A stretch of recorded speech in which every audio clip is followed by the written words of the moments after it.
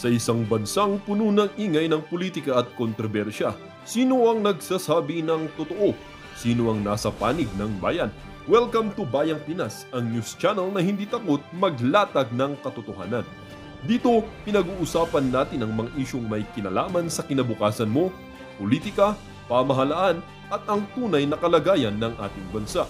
Hindi kami bayad, hindi kami bulag. Sa Bayang Pinas, ang boses ng mamamayan ang tunay na headline. Kaya kung sawang-sawa ka na sa mga baluktot na impormasyon at scripted na kwento, dito ka na. Dito sa Bayang Pinas, tayo ang bantay at boses ng bayan. Kung gusto mong manatiling mulat at informed, don't forget to like, share, and most importantly, subscribe dahil sa panahon ngayon, ang kaalaman ay kapangyarihan.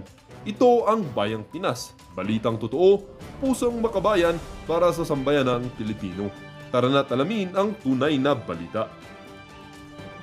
Unahin na ho muna natin itong banat nitong si Erwin Tulfo sa mga dati niyang kasamahan dyan sa House of Representatives. Bago tayo dumako dito sa interview nitong si Ma'am Pinky Webb, dito kay former Chief Justice Renato Puno at doon sa interview nitong si Manong Ted dito kay pangalan nito, Coco Pimentel, yung talo ng congressman. Di nanalo kasi siguro sabi ng mga mga constituent niya naku, wag yan, yan. Kupsyan. Ito, nasa 10 kongresista, kontraktor sa government project. Naku, yan na nga ba sinasabi natin? So, ipapatawag ka rin itong si Terry Redon yan. Di ba, ipapatawag niya itong si Baguio City Mayor Benjamin Magalong dahil sinasabi niya merong mga kontraktor na congressman. O baka pinipili lang itong si Terry Redon yung mga babanggain niya. Gusto ko pagka pinatawag nitong si Terry Redon, itong si Mayor Benjamin Magalong, dapat ipatawag niya rin ito. Ipatawag niya rin itong si Senator Ping Lacson. Sinabi naman niya, nasa 76 congressman, contractor, since hindi, noong 2022 pa ho yan mga kababayan. Siyempre, kung noong 2022, marami nang nakakita na yung congressman na yan. Naku, yari yan marunong kung paano paikutan sige. Gawin natin yung same strategy. Ganito kasi mentality ng mga yan Napagtanto ho natin kagabi, nanginilay-nilay tayo. Ba't kaya nagagawa ng mga congressman na to na magnakaw, mangontrata, di ba? Yung mga bagay-bagay na hindi nila pinanghihimasukan, pinapasok na din mo nila. Ganito siguro yung mentality nila. Okay, may proyekto ako sa gobyerno, sa distrito ko, since meron naman akong kamag-anak na contractor, engineer o involved sa construction thing, di ba? Sa kanila ko na lang ibigay. O kung ako man ang mismong contractor, para to sa mga constituent ko, gagandahan ko to. Kaso along the way, nasilaw ho sa mga pera yung mga yan. Ay ganun lang pala, pwede naman pala nating gawing ganito. Pwede pala nating yung presyo, dagdagan natin ng ganito. Di ba? Dapat to kasi ganito yan mga kababayan. Pagka gobyerno bumili, hanggat maaari doon sa mababang presyo na magandang kalidad. Hindi lang basta-basta mababang presyo tapos walang quality. Dapat pinakamababang presyo pero yung quality pinakamaganda. Ganun kasi yan Kasi bumibili kayo dyan, bulto. Kunyari, street light, bulto yan. Hindi isa-isa yan. Kaya kumbaga mabibili mo yung isang produkto ng wholesale. Di ba? Ganun yan Pagdating naman sa pagdating sa mga infrastruktura, malakihan yung proyekto. Di ba? Kung merong magbibid dyan, ginagawa nila pababaan tapos merong panghalong pangnakaw. Okay lang sana kung medyo mababa. Kasi yan yung tipong idadive nila yung bidding. Minsan ibebenta nila yung kontrata sa mga paghahatian. Ganyan yung strategy ng mga yan. Di ba? Nabulgar na yan nung panahon ni dating Pangulong Rodrigo Duterte. Maging mismo itong si Tatay Digong, hindi siya nagparinig. Sinabi niya kung paano yung strategy ng bidding sa pamahalaan yung magkakagrupo diyan, 'di ba? Magkakasama na sila diyan. Idadive nila, ibabagsak nila yung presyo. Tapos yung mga kasamahan, hindi na sasali sa sa bidding kasi sasabihin masyadong mababa, kesyo ganito, kesyo ganyan. Pero sila din ho nag-uusap diyan. Kumbaga, yung winning bidder, nalagayan na niya yung mga kasama niya. Kaya walang kwenta ho yan, yung public bidding. Kabalbalan ho yan. Mga mga kamag-anak, mga kaibigan, mga ika nga, kagol, mga sila rin ho ang nandyan. Kaya pagka pinag-uusapan public bidding, wala hong mangyayari dyan. Kailangan ho talaga natin repasuhin ang buong sistema. At para dito kay Senator Erwin Tulfo, pagka nagkaroon ho kayo ng investigasyon diyan sa Senado kaugnay sa mga flood control, pangalanan niyo ho yung 10 na yan.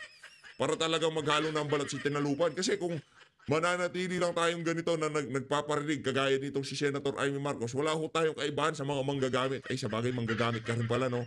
Duterte supporter ka dati, di ba?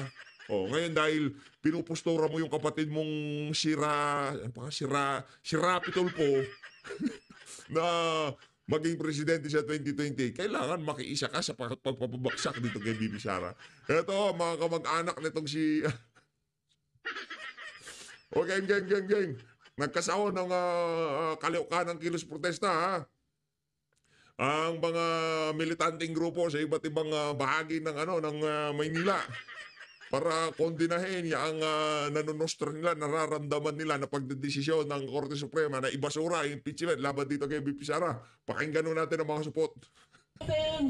Na si Chis Escudero ay balak niyang i-dismiss Nako. o wag ibuksan ang impeachment court para litisin si Sara Duterte. Nako, ang problema dito mga kababayan, hindi mo ba kayo magbebelga para doon sa flood control? Yung mga pinsan nyo, taga Bulacan, taga NCR, di ba ho ba sila nalulubugan? Anak ng toko, bilyon ho, kada araw, bilyon ang ginagasta natin sa flood control, di kayo nagsasalita. Yan ang problema, kaya walang naniniwala sa mga pinaglalaban nyo. Wala mang kalahati sa mga yan, kaya nakatakip ang mukha kasi binayaran. Di ba? Ganyan lang naman ako kasimple, itong ali na naka-face mask ka na, naka-shield ka pa, ha? Matindi ka kung ganon. Anak ng toko, kaya walang respeto sa inyo sa bayan ng Pilipino, maingay lang kayo pagka Duterte ang binabatikos nyo. Bakit hindi nyo singilin yung 10 kontraktor ng congressman? Yung 76 na congressman na tinutukoy ni Ping Lacson, talagang 125 million lang. Yun lang talaga mahalaga sa atin. Hindi ko sinasabing maliit na palaga yun. 125 is 125 million. Pero dapat buksan din natin ang ating mga mata doon sa mga malalaking proyekto, malalaking gastusin ng pamahalaan na wala tayong nakikitang resulta. Yan, meron resulta yan. Yung mga anak natin, naprotektahan sa kamay ng illegal na droga, sa pag-recruit ng mga kaibigan nyo. Kaya galit na galit kayo. Nung panahon ni Digong, hindi kayo makapag-recruit. I get it now. Akala nyo makakalusot kayo, ha? Yan ho, yung mga utak makakaliwa. Sympathizer ng mga makakaliwa. Ngayon nagwewelga sila. Asa si Risa? Wala ba dyan si Risa? Si Raul Manuel, dyan. Nangiya kayo. Payag pa ho tayo! Payag! Po na tayo po Sino ba nandito? Akbayan Party. Mga ano to mga sympathizer ng mga makakaliwa to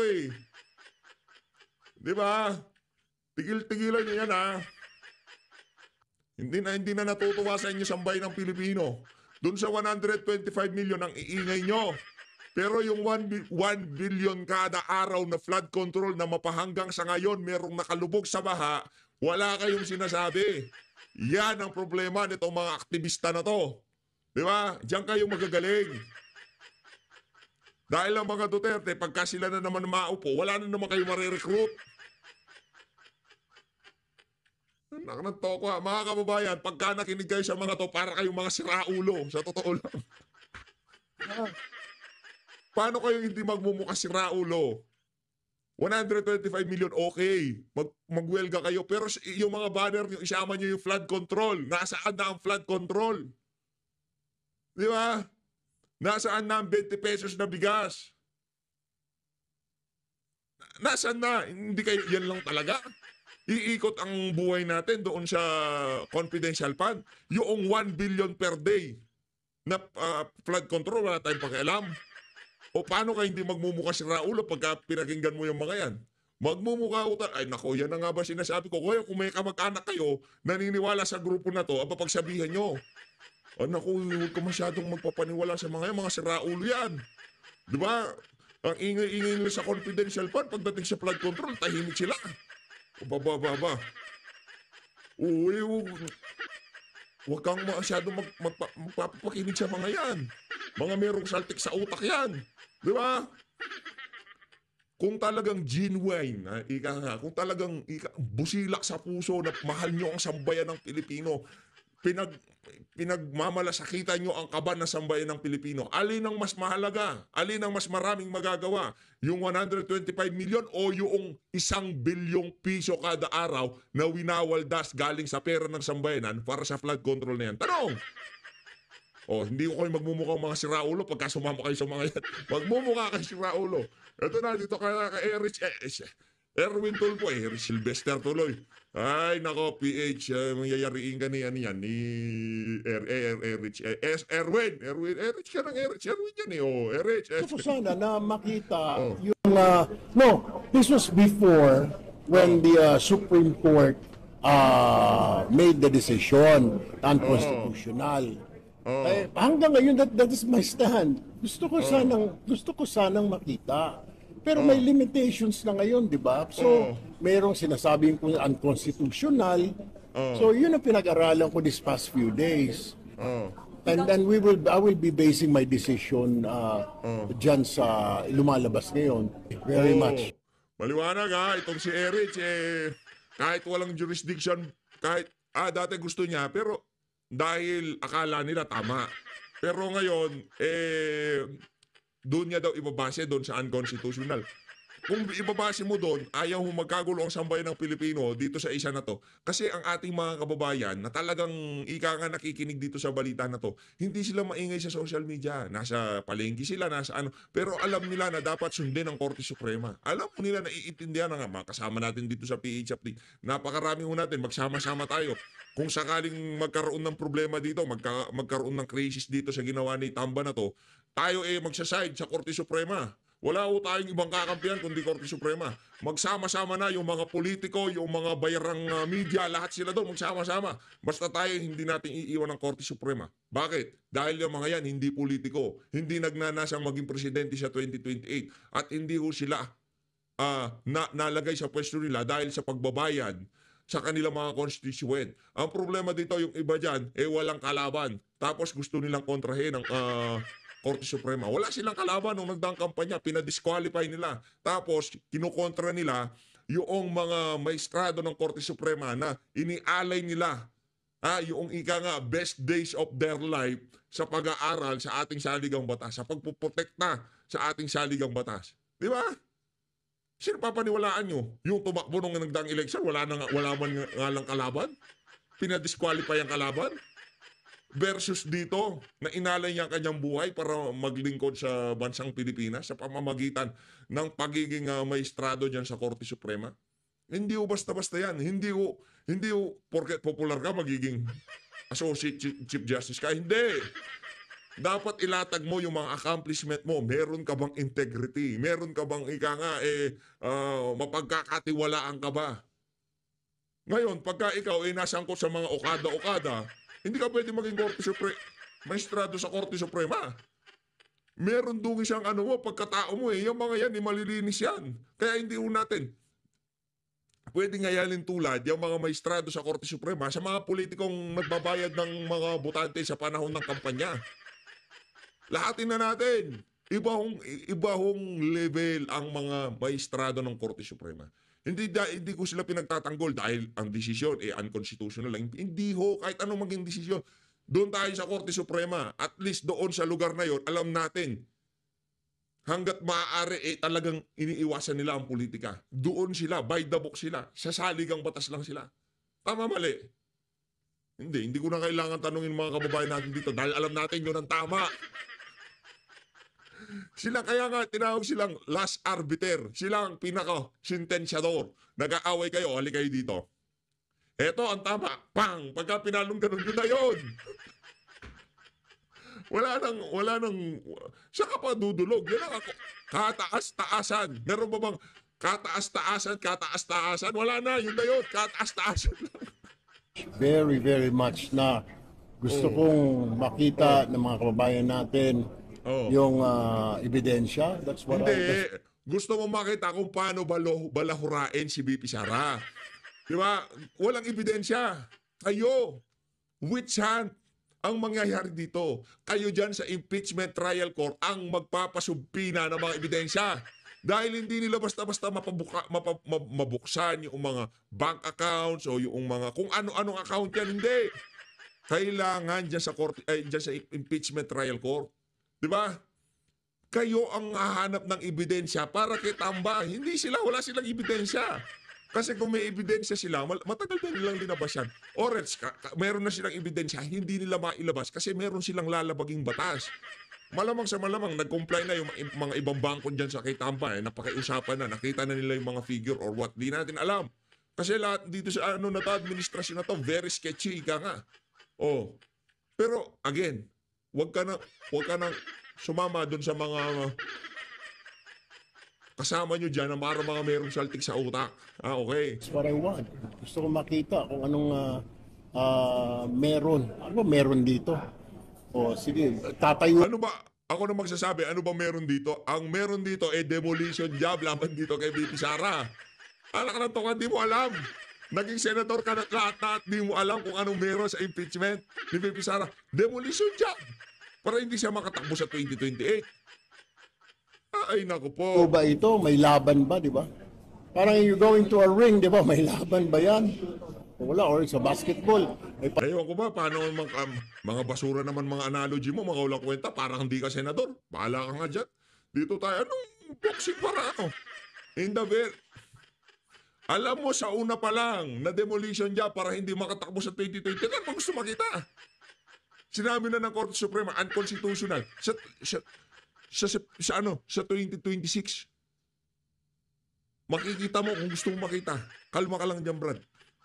Renato Puno. Going to the Senate impeachment court.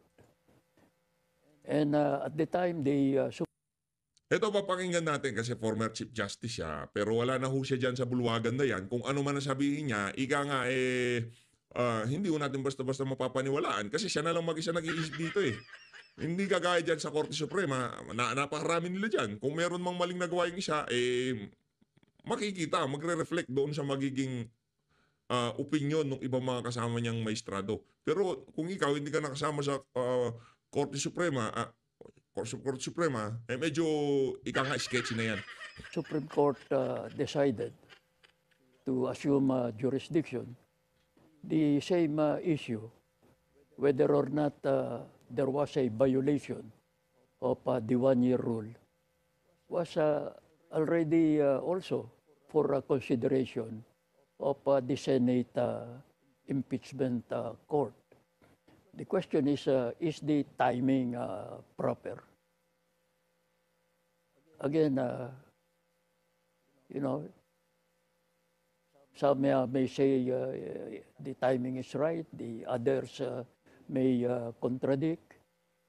But what do you think of the timing? Pero sa totoo lang, kagabing pinapanood ko to, parang hindi pong dahil siguro sa experience, tagal na niyang nabubuhay sa mundo tapos yan ang trabaho niya. Yung tipong kahit ang bagal niya na magsalita, yung papapakinig lang akong ganito. Okay. Tama naman yung punto niya dito na dapat nagka-oral argument. Kung sakaling nagka-oral argument diyan sa tawag dito, diyan sa Korte Suprema, pwede na oral argument tapos naglabas ng desisyon ng Korte Suprema. Hindi siya masyadong na sa bagay, yung mga facts kasi na ibigay na, para saan po yung oral argument? Ang problema nga dito, proseso, di ba? Anong i-argue ni Secretary General Velasco? Hindi rin pwede yung oral argument. Kasi yung timeline, mula nung isinampa yung first impeachment, nandun na eh. Nasa television, nasa dyaryo, nasa social media, mainstream media, nandun eh. Ano pang facts ang hanapin mo? Ano, papupuntahin mo si Reginald Velasco doon para tanungin lamang siya. Dito ba sa araw na to talagang tinanggap mo ang impeachment complaint laban dito kay Sara Duterte. Nandun na yun eh. Facts na yun eh. Established na yun eh. Na-publicize yun sa pahayagan eh. Di ba? Wala na. Hindi na kailangan oral argument. Si PH, para ka naman mas magaling ka pa kay Renato Puno. Wala naman akong sinasabing gano'n. Ang sinasabi lang natin dito, facts ka nga. Personally, I would have let the Senate impeachment court resolve the issue. After all, the party that feels prejudiced by the ruling can always go up to the Supreme Court on a question of law. Oral arguments, the follow-up question to that, CJ. Should the Supreme Court at least have called for oral arguments since the two petitions were lodged before them sometime second week of February? These two cases are what we describe as transcendental cases. The ruling affects the principal architecture, design of the Constitution, separation of powers, checks and balances, political issues. And normally, the court would call for oral arguments on these cases of such a magnitude. Not only call for oral arguments, but the practice is for the court to solicit the opinions of experts, the amicus curiae, and sometimes they solicit these opinions not only on the part of one expert, but on the part of several experts, so that the various dimensions of the case would really be brought to the Supreme Court for their consideration. And they call for oral arguments, especially when the facts are highly contentious. Hindi highly contentious yung facts. Kayo naman, oh. Kala ko pa naman, puro wisdom ang maririnig namin sa inyo dito. Dito na nga tayo. Anong facts is highly contentious? Ewan ko ba sa inyo, former Chief Justice Renato Puno, ano na kung nangyayari sa inyo? Pero sigurado dito, hindi na kayo ang, ito, lagay ko lang dito. Ang sigurado lang ho dito, ako respeto pa rin kasi hindi naman politiko yan eh. Naratibo lang ng politiko ang inaano niya. Ang ano dito, ang facts dito, hindi na kayo ang Chief Justice. Hindi kayo kabilang sa sa mga maestrado sa Korte Suprema. Ngayon, ang ano pa na notice namin dito yung narrative nyo kung tawagin para kayong pinsan ba kayo ni Tamba? Meron ba kayong kaibigan ni Tamba? Okay. Sige. Dito tayo. Game. Nasa ating po niya ngayon si former Senate President, former Yo! Senator Coco Pimentel Yan, sa napaka-importanteng isyong pambayan. Magandang umaga po, Yan. sir. Mas importante yan. Pinakamahalaga yan ngayong mga panahon na to. Magandang umaga. Good morning everybody. Manuel, DJ Chacha, and sa lahat po ng nakikinig ko. Salamat sa panahon ulit. Good morning. Senator, klaro ho naman, niliwanag din kahapon ng Supreme Court na yung pong kanilang desisyon dito po sa impeachment case ni VP Sara ay final and executory, no? Ibig sabihin ho ba dito sa ngayon ay maaari na pong mamaya ang Senado ay agad nang tapusin ang isyong ito based on that decision? Is that the prudent way to do it? Or otherwise, maghintay pa po sa MR ng mga congressman? Ang balita na natanggap ko kahapon ay nakafile na ng motion for reconsideration ng House of Representatives, and then kumilos na daw ang Supreme Court at pinapa-comment na yung petitioners dun sa motion for reconsideration ng House of Representatives. Ewan ko kung natanggap na ninyo yung balitang yan, Yes, na yes. Manong Ted. At Yes, it is Yes, in our it- news now. Yes, yes sir, yan po Yes, laman na po ng aming balita. Opo. So confirmed na yan. So that means kung ini-entertain na ng Supreme Court ang motion for reconsideration, ang pakiusap ko na lang siguro sa mga senador, mga dati ko rin kasama, lalo na doon sa nakabase yung kanilang desisyon sa desisyon naman ng Supreme Court. Since pinag-aaralan na rin ng Supreme Court o in-entertain ng Supreme Court ang motion for reconsideration, di maghinay-hinay sana sila. Wag na muna silang mag-decide on the part of the Senate, lalo na doon sa ang basis lang ng kanilang decision is the decision of the Supreme Court. Kasi Teka lang ha, teka lang. Tuloy lang muna natin, game. under review pa yan, nasa ngayon. ASA review. Ito yung ASA review. ASA review yung immediately executory. Yan. ASA review pa yan. Pambira ka talaga, Brad. Ginugood time mo na naman kami. Ang sabi ng Korte Suprema, immediately executory. Anong ASA review pa yan? Attorney, Senator, Ginugood time mo paano kami, pala natin dapat tanggapin yung ganong mga uri ng salita and then the process of motion for reconsideration, considering na ang sinasabi kahapon din ng Supreme Court, kinlaro ng kanilang spokesperson na immediately executory yung kanilang desisyon, meaning... Ito minsan napapatanong ako sa mainstream media ba? Yun bang mga amo ng yung mga amo diyan sa mainstream media, marami ho kaya silang mga kabalbalang ginagawa ngayong mga panahon na to. Kasi pati yung mga kilalang anchor na talagang kilala natin bilang tumatayo sa mga kabalintunaan sa pamahalaan, nagtutunog naratibo na sila ni Tamba. Napapaisip, ganun ba talaga? Pati itong mga amo dyan sa mga mainstream media na yan, talagang meron na rin kabalbalang ginagawa ngayong mga panahon na to. Kaya ganito na lamang ang nakikita natin na hindi naman sa pag-ano ha, ito, napaka one-sided. Okay na umusga, sige, ano ba sa tingin nyo ang naratibong nangyayari sa social media kaugnay sa mga maiinit na usapin sa ating bansa? Ano bang ipinapalabas nitong mga mainstream media na to? Para ba sa sambayan ng Pilipino o para sa interes ng kanilang mga amo na kaibigan, ang mga matataas na opisyal sa pamahalaan? Tanong lang naman. Ayun naman, hindi naman masamot tanong. No? Kumbaga, void from the very beginning ang impeachment complaint and then they are entertaining the motion for recon. Paano ho natin to dapat balansehin sa ating kaisipan?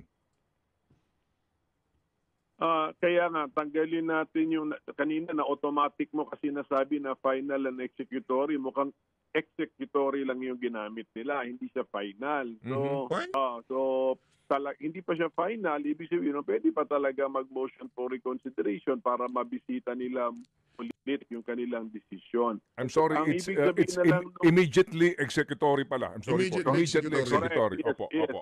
Immediately executory. Ang ibig lang sabihin nun is sinasabihan nila ang Senado na yung na-file na impeachment complaint sa inyo ay unconstitutional. Therefore, siguro, kung immediately executory yan, wag kilusan, wag kikilos ang Senado as far as that impeachment is concerned. Pero, kung ako naman ay senador pa ngayon, pipigilan ko rin ang isang formal declaration na dinidismiss na namin ang impeachment complaint kasi nga, hindi pa siya final, subject siya sa motion for reconsideration. So, in effect, kung ibabalansin natin sa ating pag-iisip, magtapak muna sa preno ang Senate Impeachment Court. Tumapak muna kayo sa preno kasi immediately executory ang finding ng court na unconstitutional yung na-file na impeachment case sa inyo. Pero tapos na ba yan? Yan na ba yung final say ng Supreme Court? Hindi pa. Motion for reconsideration and entertain. Kaya ulitin ko yung sinabi ko kanina, kung meron man na senador na ang kanyang decision ay sasabihin niya ipapaubaya ko ang aking desisyon sa desisyon ng Supreme Court. Therefore, maghintay yung senador na yan sa final decision ng Supreme Court kasi pending pa ang MR, motion Okay. for reconsideration. Okay. So kumbaga po, sir, opo, yung statutory construction doon sa word na immediately executory ay forthwith executory. Tama. Oo, pero hinay-hinay lang din, basahin lang din doon. Ano ba yung makikilusan doon? O yun lang naman yung Opo. makikilusan doon. Actually, ang makikilusan doon is a non-action eh. Opo. Huwag kayong kumilos. Ganun yun eh. Oh. Opo. Sige. So ito lang po, theoretically po, kapag ho ba mamaya ay ilibing na ito ng mga senador, majority Nako. of them, ito pong impeachment case na ito, at sabihin nila, wala na, ibinabasura na namin ito. And eventually po, pumabor ang Supreme Court. Sa pamamagitan po ng anumang pong milagro na mangyayari sa Padre Faura, pwede ba bang buhayin itong impeachment complaint nito? Paano po yun? Magiging ano po ang proseso? Teka lang. Meron dalawang meron dalawang istorya yan eh.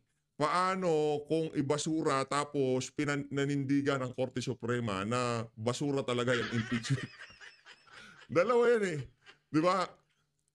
Ano yan eh, ika nga, kung hindi yan ang mangyayari, ito ang mangyayari. Ang senaryo ibinigay nitong si Manong Ted, paano pagka binasura sumunod ang Senado na basura na yung impeachment, tapos ang senaryo nitong si Manong Ted, sinabi ng binaliktad nila yung naging desisyon nila kahit na kagabi merong lumabas na immediately executory, yun yung kablang side. Paano pagka sinabi ng Korte Suprema, wala. Binasura sa Senado, nanindigan lalo ang Korte Suprema. Dalawa side, di ba? Para mas masaya, hindi lang iisa. Senador. Yun na nga. Mas mahirap ngayon yung gawin, di ba? Kaya nga, ang pakiusap Hindi. na lang natin, Unanimous ang decision, anong mahirap yun? Loloko niyo naman mga sarili niyo. kung ang desisyon ng isang senador, judge, ay binabase niya sa Supreme Court decision na under review, kasi mayroong motion for reconsideration, ang pakiusap natin doon sa senator, judge, huwag ka na muna mag-final decision na dinidismiss mo na ang impeachment complaint kasi meron pang posibilidad o miracle na ma-reverse ang 13-0 yata, 13 votes na decision.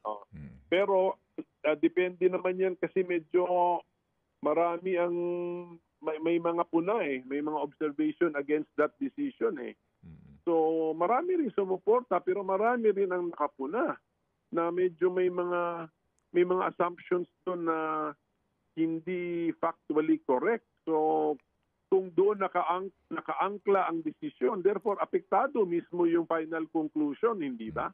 So dito sa kasong ito, baka magkaroon nga ng miracle. Opo. At naniniwala ho ba kayo sa sinasabi po mismo ni former Chief Justice Renato Puno, sir, na nagdagdag ng panuntunan ng Supreme Court doon sa provision ng saligang batas doon sa second mode of impeachment? Yung 1/3 votes lamang kinakailangan and immediately forthwith mag-proceed ng trial. Oo nga kasi ang gusto ng Supreme Court pasagutin pa yung respondent kahit 1/3 na ang nagsabi na if mag-trial na tayo sa Senado, pasagutin pa doon sa House. Wala na po sa Constitution yan. Tapos ito nga ang nakakabahala. Yan ang problema eh. Sinabi ni Antonio Francisco Jr. kagabi, kahit hindi ilinagay yan ng hindi ang ginawa lang ng Korte Suprema ay hindi sila nagdagdag, lininaw nila. Baka kasi hindi naiintindihan ng mga kachokarat nitong si Coco Pimentel dyan sa House of Representatives, yung bahagi ng impeachment rule na yon. Wala silang dinagdag. Nandun na yun. Noong ginawa yung rules na yan na pinagbasihan yung Francisco ruling. Sabi nitong si Ernesto, pangalan, kalimutan ko. Bahala kayo dyan. Yung articles of impeachment Nasabi Kalimutan ng ko pangalan. Constitution, pagka one-third na ang nakapirma sa verified complaint, ito na ito. mismo ang articles of impeachment. Ang ginawa nung decision, trinato niya itong draft articles of impeachment. Ang layo na po nung sa Constitution, ginawa niyang draft. Hindi na yun draft. Sabi ng Constitution, yun na yun, ang articles of impeachment. So, tama po yung observation na marami atang detalye na pinasok itong desisyon na hindi natin mahanap sa Constitution. Kaya nga, ang pakiusap natin sa... Alam nyo, ano yan eh, ika nga, rundown na kasi ng Korte Suprema, nakakailanganin ng mga ibang government official yan sa 2028 eh. Kaya kailangan talaga mailagay yan kasi protection yan ng mga impeachable government official pagka umupo na si VP Sara. Kung ako sa kanila, oohan na lang nila yan. Pag nagkataon, naku, lifesaver nila yan sa 2020. The Supreme Nasabi Court, ko. please review, reconsider your decision kasi wag natin i-micro, although aminin ko na merong regulations ang impeachment process na nasa Constitution.